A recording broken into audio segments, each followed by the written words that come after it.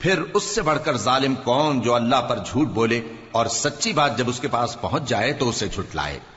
کیا جہنم میں کافروں کا ٹھکانہ نہیں ہے؟ اور جو شخص سچی بات لے کر آیا اور جس نے اس کی تصدیق کی وہی لوگ متقی ہیں، وہ جو چاہیں گے ان کے لیے ان کے پروردگار کے پاس موجود ہے۔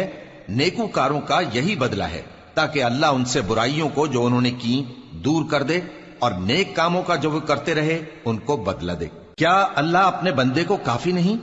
اور اے نبی، یہ تم کو ان لوگوں سے جو اللہ کے سوا ہیں یعنی غیر اللہ سے ڈراتے ہیں، اور جس کو اللہ گمراہ رہنے دے اسے کوئی ہدایت دینے والا نہیں، اور جس کو اللہ ہدایت دے اس کو کوئی گمراہ کرنے والا نہیں۔ کیا اللہ عزت والا بدلہ لینے والا نہیں ہے؟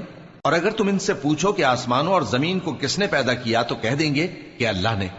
کہو کہ بھلا دیکھو تو جن کو تم اللہ کے سوا پکارتے ہو، اگر اللہ مجھ کو کوئی تکلیف پہنچانی چاہے تو کیا وہ اس تکلیف کو دور کر سکتی ہیں؟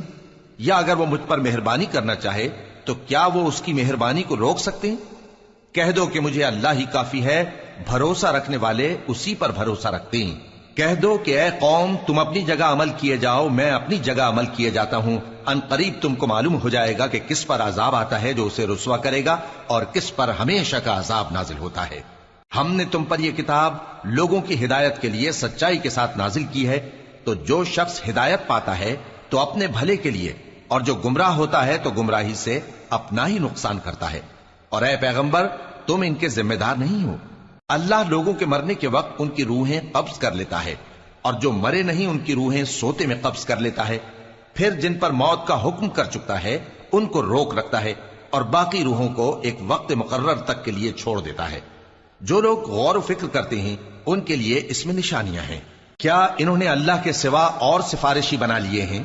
کہو کہ خواہ وہ کسی چیز کا بھی اختیار نہ رکھتے ہوں اور نہ کچھ سمجھتے ہی ہوں تب بھی کہہ دو کہ سفارش تو سب اللہ ہی کے اختیار میں ہے، اسی کے لیے آسمانوں اور زمین کی بادشاہت ہے، پھر تم اسی کی طرف لوٹ کر جاؤ گے۔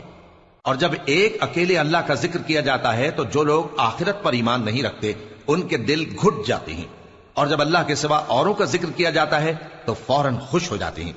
کہو کہ اے اللہ، اے آسمانوں اور زمین کے پیدا کرنے والے، پوشیدہ اور ظاہر کے جاننے والے، تو ہی اپنے بندوں میں ان باتوں کا جن میں وہ اختلاف کرتے رہے ہیں فیصلہ کرے گا۔